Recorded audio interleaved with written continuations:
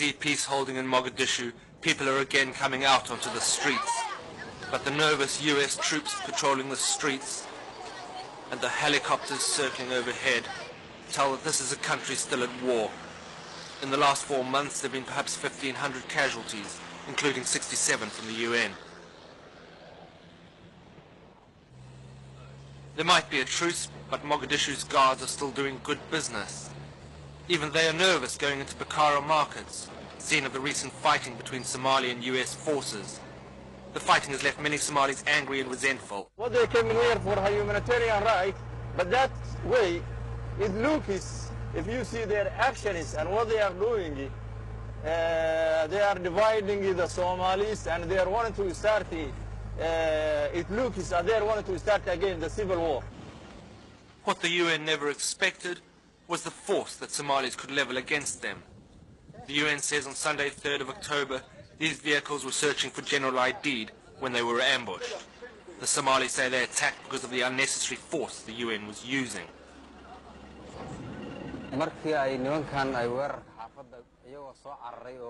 When the UN were passing this area, they attacked civilians who had nothing to do with the war in Bakara. When people heard the gunfire, they came from their houses and responded to the American shooting. We burned this vehicle and we killed 2 of the Americans. Somalis wounded in the Bloody Sunday battle were brought here to dig for hospital. Though both sides dispute exactly who was to blame, it's clear there were large numbers of civilian casualties.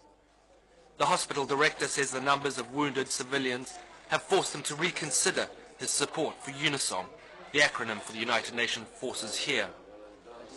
20-year-old Hakima was one of those injured. She's now paralyzed. You can imagine that old lady, she's almost 50 years. You see, she's very young and she was expected to get a better future. And now, if you ask her, she will say, I'm against UNISOM. That's the kind of animosity which starts after the war. Though the Americans still tease the Somalis with loud rock music from the helicopters over Bakara market, they've now announced their departure from Somalia.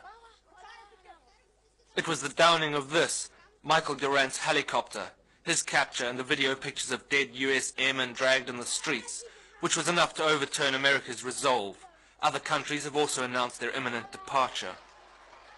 But in effect, it was the pictures from just one ordinary Somali which were responsible for the American about-face.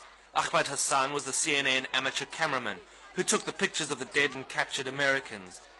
He could go where foreign journalists couldn't. A fortnight ago, it wouldn't have been possible for foreigners to attend this pro-Aidid rally. They would have risked being lynched. The rally is little more than a publicity event arranged to persuade international opinion of Aidid's local popularity. There's a feeling of victory. The foreigners are leaving. And among the UN's leaders, there's also a sense of disquiet that increasingly video pictures are dictating international policy. Well, I think this is something that people need to sit back and analyze and think about how, in this television age, graphic pictures, whether they're of starving people or bodies being mistreated and mutilated, can cause strong emotions to rise, and where the analytical process enters in and how you reach sound policy. This is where CNN found Ahmed Hassan. He runs a small photo studio in Mogadishu. Previously limited to wedding and family videos, he had little idea of the impact his pictures would have on international policy.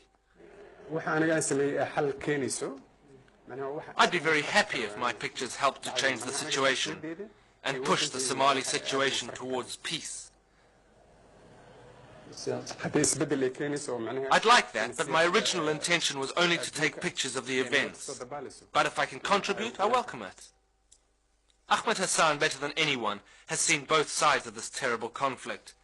His pictures of an American attack on a house full of meeting Somali elders caused less of an outcry than his pictures of American bodies being dragged through the streets.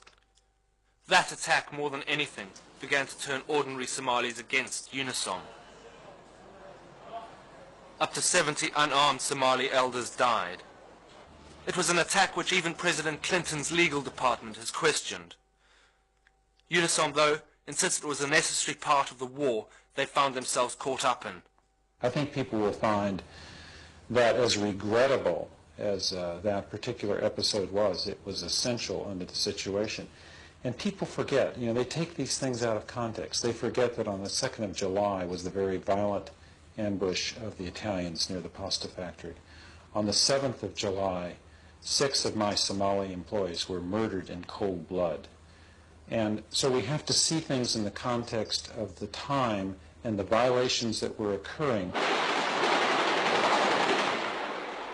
U.S. helicopter gunships surrounded the house and rocketed it as the meeting took place. There was no returning gunfire. Under duress, the UN now accepts there were no militia in the house.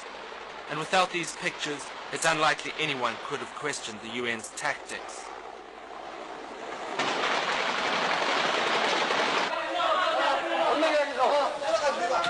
A few minutes after these pictures were taken, 4 journalists who arrived to cover the attack were hacked to death by furious mobs.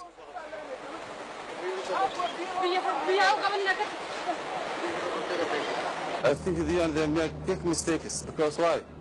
We are not only speaking about UN problems, and we are not speaking. Our people are not. I mean, that people who are here, they are not speaking about the UN problems and American problems. They weren't planning an attack. Yeah, they are just blaming. People who are meeting here, they are planning how to meet and how to discuss about the situation of Somalia, only Somali. Pacification in a foreign land has never been easy. At this checkpoint, the troops hardly understand the wild nomadic traditions, where everything relates to one's family pride.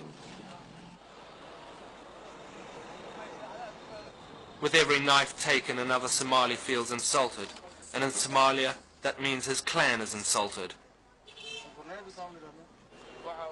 It's a system which enables wildfire mood swings through the city, and coupled with ID's successful employment of the local media, he's easily turned ordinary Somalis in whichever direction he wants. Aidid is, have got also an edge over Admiral Howe because he knows Somalis, He gives the messages to Somalis and he competes, Admiral Howe, with the international media. But Admiral Howe cannot compete with Aidid on the local media. That's why Aidid had an edge over Admiral Howe on the media manipulation. Video pictures of the starving brought the world to Somalia. Now video pictures are driving them out. But in Mogadishu, the center of Somalia's problems, little has been done to bring stability in the long term.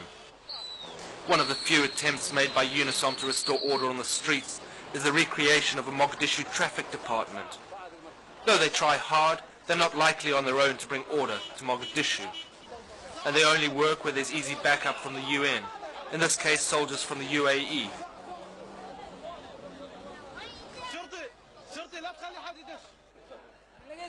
And just a few miles away, General Aidid's main adversary is ready to renew the civil war.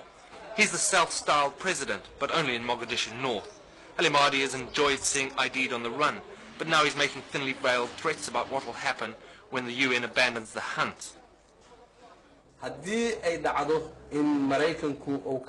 are sure that if the US pulls out its troops, Somalia will go back to disaster, starvation and death.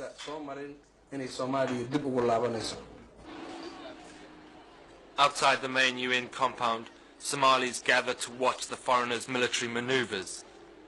It's almost become a sport.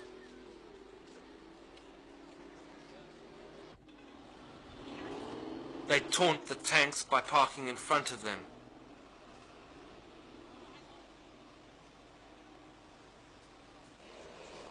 But soon the whole show will be gone, leaving Somalis again free to solve their own problems. What will happen is uncertain, except that they will still have a lot to solve. And by then, the international community, CNN, and the rest of the media probably won't be there. Until, that is, it's too late.